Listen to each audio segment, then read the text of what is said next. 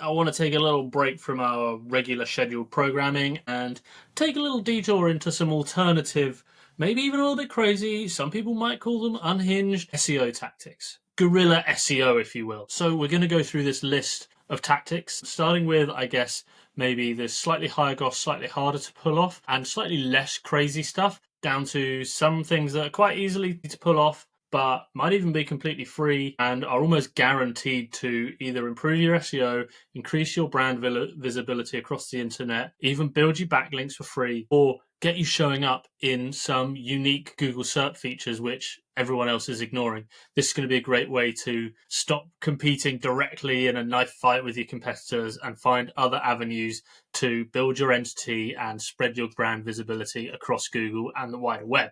Here we go. Gorilla SEO. Okay, number one, SERP domination, if you will. A lot of people think of SEO and they think, here's my page of my website, here's the topic I want to talk about, here's the keyword. I just want to get to number one spot and be ahead of all my competitors and make sure that's how I'm going to dominate Google rankings, right? Well, that's leaving you exposed to competitors horning in, exposed to customers falling out of your sort of marketing sphere or sort of losing them out into social media or other places like that where their attention is being distracted and you lose them somewhere else along the way.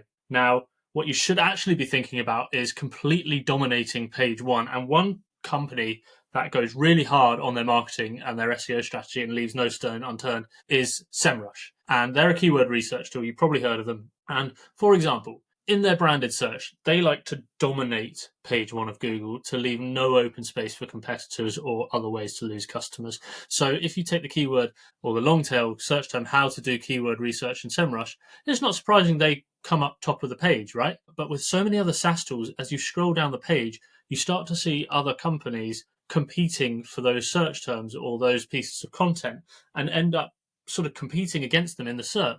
Well, you look at SEMrush, if you scroll down the page, it's all them. There's no other place to go except for maybe into some YouTube videos which are talking about their product anyway. There's really nowhere else you can go. And the way they've done this is they've basically taken every different angle at this keyword, at this search term, at way someone would search. So they're not worried about keyword cannibalization, thinking we'll just write one good article.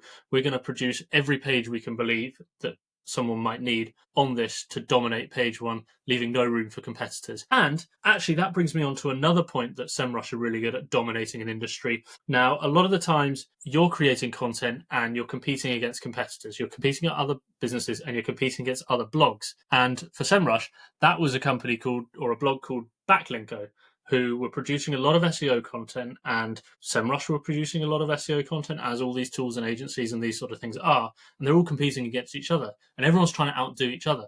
Well, SEMrush had a better idea and a bit of an alternative move to just go and buy this blog so that they could then control the narrative and the information on this high traffic blog. And you can see if we scroll down, this is another one about how to do keyword research. And you can see right in here how to use SEMrush to do it. You can see selecting the right tool. Guess what? SEMrush own this blog. They're putting their tool in first. They're giving great information, great snapshots of their product straight to the user.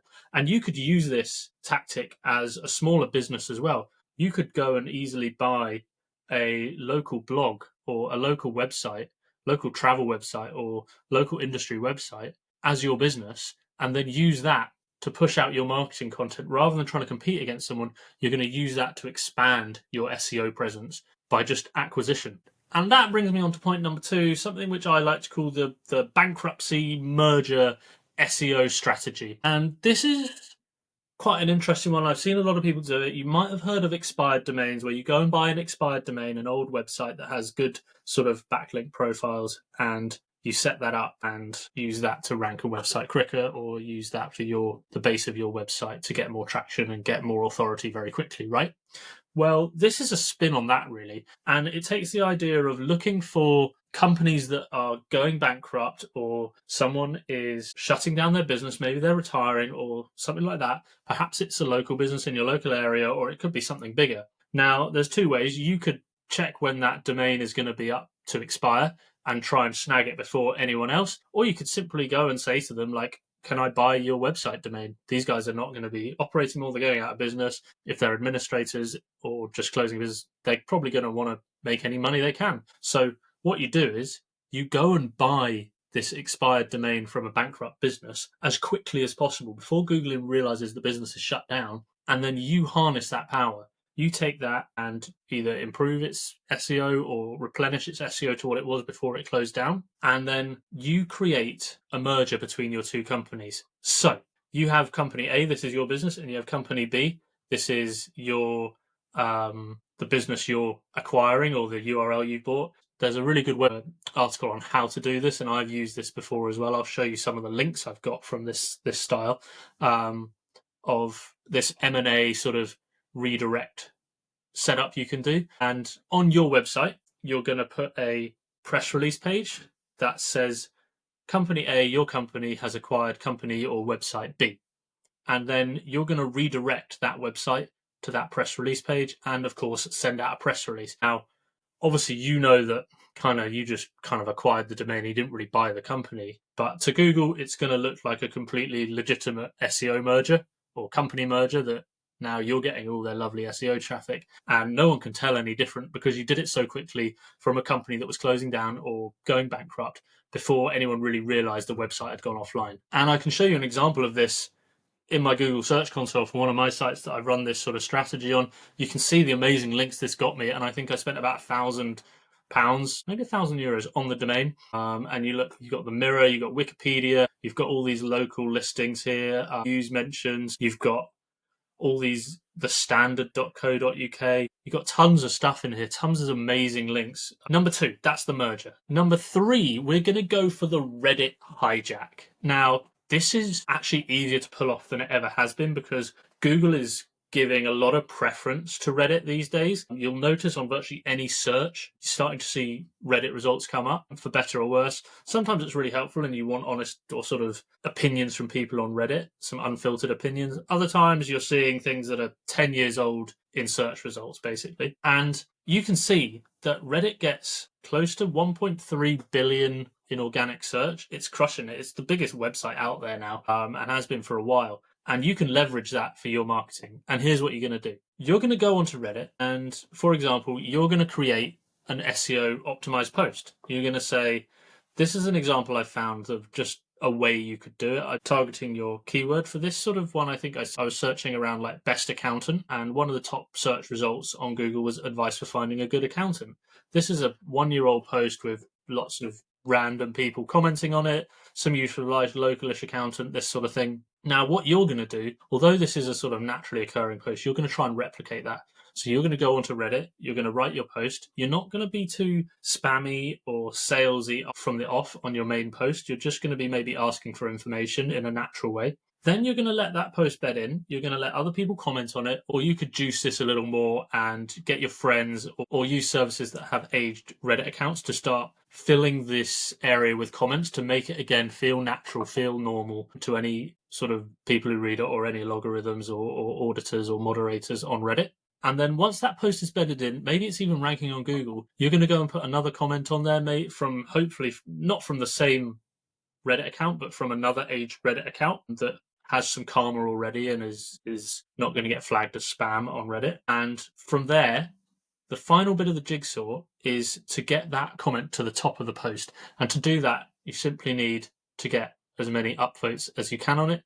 You can see here as well, it doesn't take a lot of upvotes to get to the top of some posts. This one has 4 and a couple of comments on it. So again, you could get your friends to go and click upvotes, maybe comment on it, use aged Reddit account services or create your own aged Reddit accounts to get your comment to the top. And of course, your comment is probably going to be recommending, say we're looking at best accountants in XYZ area, your comment's going to be a rave review or a strong review of that accountant, maybe even put in a couple of other options that you've tried just to make it feel more natural. So that's number 3. That's the Reddit post hijack, and that's a really great one for ranking on Google these days. Number 4 is the job listing brand awareness campaign. Now, stick with me. Even if you're a small business, or maybe even you've got a little SaaS product that's literally just you and your product, and you're not even hiring. Well, I was thinking the other day, and I'm pretty sure I've seen people do this. Firstly, going and onto job websites, whether that's LinkedIn or Indeed,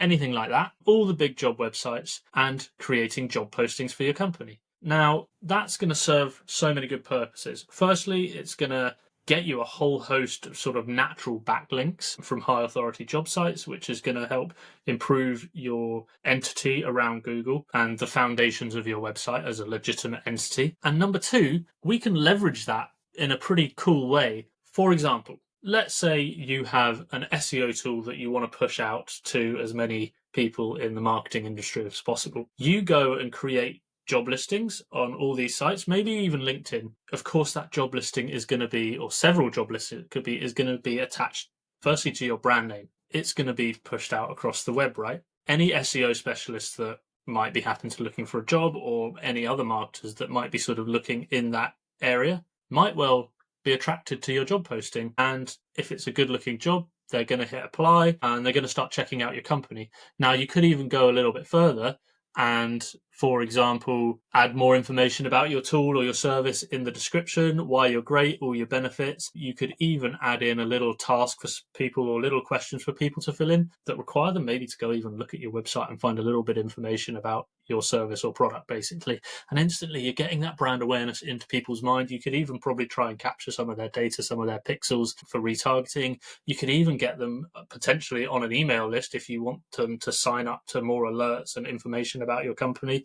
You could drive that, and that could be hundreds, if not thousands, of eyeballs on your small little brand. If you take a look at, just my job area of LinkedIn, that sometimes I go on if I'm looking for, like, maybe there's some freelance or some companies I might want to talk to for some SEO work. You could easily show up here, look, over 100 people clicked to apply. That's just people who applied, let alone the people that have seen it and gotten to find out just a little bit more about your company, as well as acquiring those cool set of backlinks from some high DA job websites for free. Boom. That's number 4. Number 5 is something I like to call the review invasion. And again, this is going to be a way to put your brand in front of potential audiences using your competitors, as well as showing up alongside your competitors for brand awareness, getting your entity mentioned more around the web.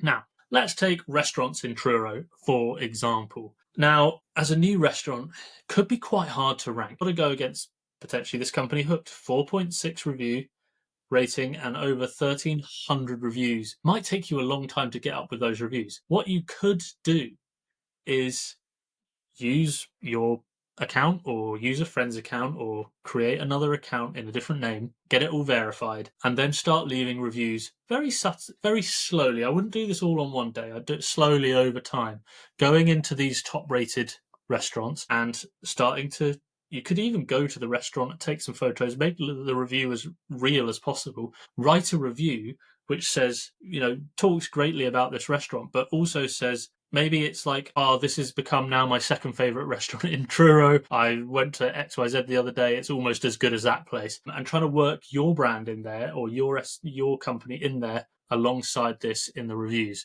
It's a little sort of guerrilla sneaky trick that obviously if you overdo it, people are going to notice, but do it a few times and slowly build it up over time. It's probably going to go unnoticed for a long while. And you'll notice as well, if you go to all reviews, TripAdvisor starts with the most recent review. So if there's a popular spot, you can get your brand mentioned alongside there to get in competition and get in people's mind just by crafting your reviews in a clever way. And my final idea, my final slightly crazy SEO hack is going to help you show up directly on Google rather than maybe other search areas or building your brand or entity around the web. This is something that's going to get you directly into Google SERP features, and it involves reviews again. And what we're talking about is Google reviews and particularly the photos. Now, I searched for ages. I even used ChatGPT to try and find the guy who did this. And I think it's someone called Derek Murphy, but I can't be sure.